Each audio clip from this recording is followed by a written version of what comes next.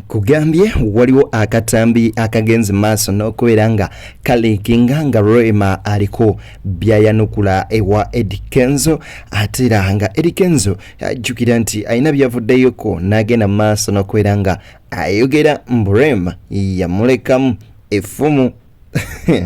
Aha, byonna nno mbikuleetedde full figure alina wiino agambye nti kituufu musuuza abadde akyasuulirayo ddala ekigambo ye baffe luno lwo lunaggwa eyafuna minisita anti kale ate era ebyo nno byonna ngezi basira okubeera nga mbikuleetera waneeno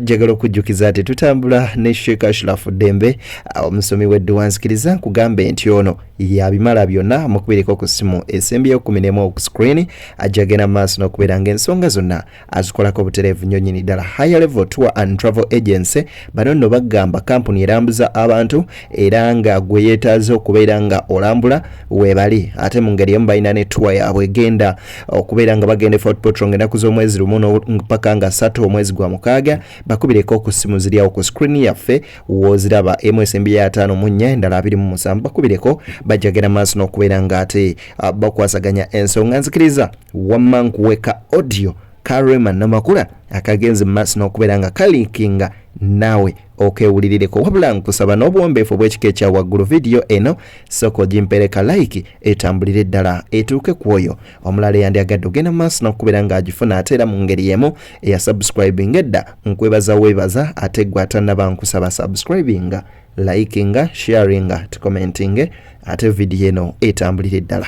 wamma kankuwe sijja kulwisaayo mukwano nze teri kikyanyeenya ekyo kyenjagala mbabulira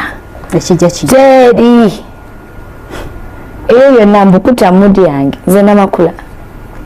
awo navaawo naawe mwerage oba buli ekyoyagala okukola naawe kyoba okola weerage ate bakiwandiika nti kwaffe ffekka ndowooza owulira bwe liba bbuba ate lirimu Promax kwagala muntu bw'opaka kuwulira bubi oyo nno Rema Namakula agambye nze Namakula naye Mukama Katonda anyway ndowooza abaagalana tebalina kwekyawa kakati no Eddie Kenzo agambye nze omuntu eyali owange igwe era nze mundabako abamaziga naye nagakaaba lwa muntu oyo gwe namala naye ebbanga ddene ne tugamba kya bulijjo omuntu asobola ofuna omulala ng'akyakaaba. Beyond the newsroom. Naye nze bwe nalabikako nga nvaamu eziga mu maaso ensonga eyali enzigyamu eziga yali ya famire nti omuntu nze gwe nali maze naye emyaka emingi ennyo gwe najja ku level emu okumutuusa ku ndala ntuyambagala nze naye ndalabikwako mu butambi obumu ng'ate akubaganye n'abantu be yakalabira ewiiki okwagala okuzza nze mu kyalo bw'oba oyagala okwewala amalebe okuleekaanira ogayiwa mu mazzi ne gajjula tonyongera Kenzo tonyongera bankalu tekulimbane Kenzo tonyongera seyongeza sagala kayongeza bankalu tekulimbane Kenzo bireke tonyongera Uchanga mufera lero galudde ebisumbu omukwano lero mbizudde monona kutegekera nolya newegera kakasima kasubira olumala notambula netekamu simbi nenyirira akyatagaba bamitonkoya budde ebibyo mbibuuze kubobye todda n'embirooto Batimu Rema Addicts, batimu Nyamutoro, timu Eddie Kenzo, muli kuki abufachi Kenzo agambye eryo ddebe oliyiwa mu mazzi ko Rema mbuto nyongera naye Mukama Katonda ani ali basonyiwa kyokka nno bino byonna mwabikolanga neno kaponga yayina laavu bannayuganda mwerabira nenze munzikirize mbajjukize tulyoke tugende ewa full figure. Omwami wange omulungi yali tekiri obiyo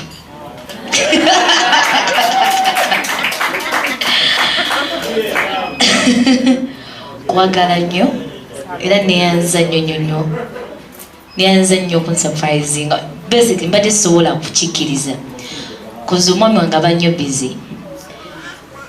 But tuba to have the time at home, we don't usually go to places, public places. Nangambe this time I'm taking you out tugenda kinakyogerako nnyo tinekiba kibaddewo takibeerako nnyo naye nengamba bambi this birthday is very special naye nga nsiimye nnyo kokumbuzabuza okoze kw'amaanyi webale nnyo obalire ddala Allah akukuume ku lw'abaana baffe tulabe n'abazzukulu baffe Salongo inshallah abaana n'abalijja kyonjaga nkyugamye muntunuulidde maaso webale kunjagala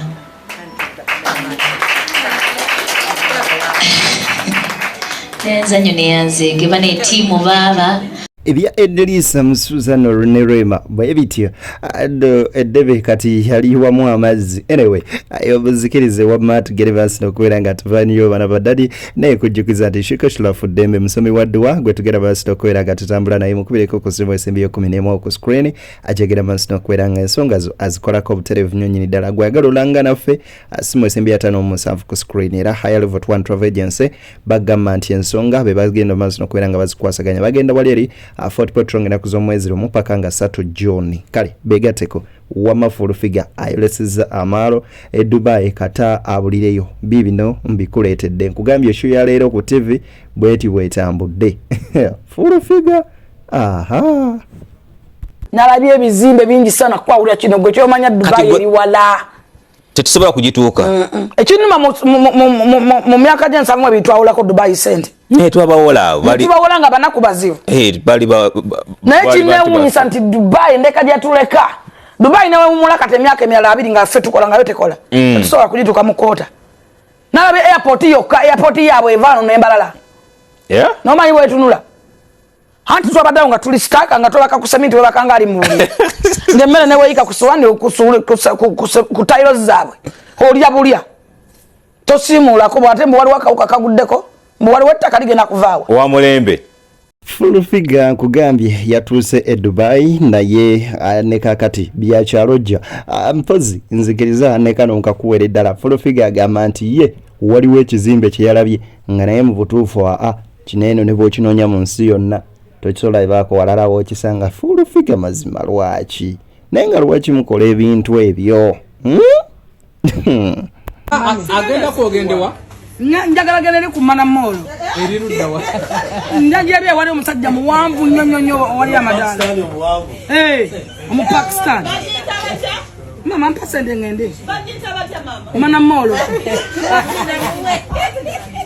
ekituufu kiri nti emboozi ya Fulu figa teggwa malojja wabula eno yo efuuse malusu anti tegaggwa mu ddookoli Fulu figa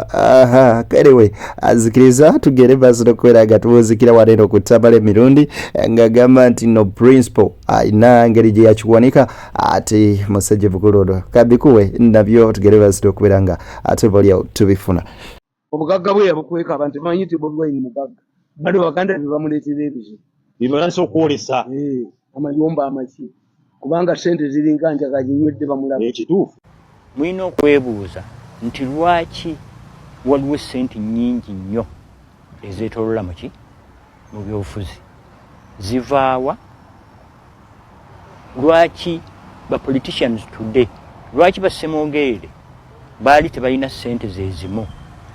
na bugagga bwe bumu n'abakulembeze b'ebibiina ab'olwaleero lwaki bo bazimba palaces bo ne bazimba palaces baganda baabwe abaana n'abazzukulu nga basemoogerere yazimba even late in life ninga abadde mukulembeze w'ekibiina for so many years njagala mwetegereze ebintu ebigenda mu maaso tuleme kubeera mu explanations buno obuli peti omuntu agamba nti bweba bajjayo bwino nga nti olwokubanga mpalana eyo neba explanation ensonga mwetegereze ensonga muzuukuke bwe munaazuukuka temukuba kibooko temukasuka amayinja mwe mbadde mwebase mwebase ku lwammwe. Omanya Abaganda baalugera ne bagamba nti buli muntu endowoozo oba oliawo kyabugagga kye. Eyo nno njogera yaffe wano mu Buganda. Sijja kudda mu bigambo by'abakulu abo. Naye kibi nnyo okureasoninga ng'oli muntu mukulu oba oliawo n'oreasoninga ng'omuto. Ate oba omuto kirungi nnyo reasoninga ng'omukulu. Anyway, sijja genda maaso nakubeera nga njogera bingi okuggyako beebaza mu abagenda maaso nakubeera nga mungoberera Beyond the Newsroom where untold story is revealed. Gwegala olanga naffe simu yiye sembi ya 5 ku screen nkubiraako tuteese ku business. Mu ngeri y'emu Sheikh Ashraf Demba omusomi w'eddwa gwe tutambula naye ogenda maaso nakubeera nga tuggusa ensonga gw'alina ebizibu eby'enjawulo mukubireko ku simu yiye sembi yayo 11 ku screen ajagenda maaso nakubeera nga kolako High Level to One Travel Agency ng'ennaku z'omwezi lumu mpaka nga 3 June tugenda Fort Portal Baza ye muyimbi gwe tutambudde naye agenda otumalako stress wamma jangu tuyitira mubende tulabe ku muti gwa Nakayima then ate tweyongereyo tugende ku Busowoko Falls eri nno mu bitundu bya Fort Portal n'ebirala okulya okunywa okusula byonna biri covered single 47 ate kapo 900 gyokka. Weewandiise nno ng'ebifo tebinnaggwawo tusobola okugenda maaso n'okubeera nga tunyumirwa obulamu. Akuuma atakuumira mpeera mubeere bulungi mweraba. Ayisa abasajja Kabaka wangaala maama Nnabagereka agerekere Obuganda.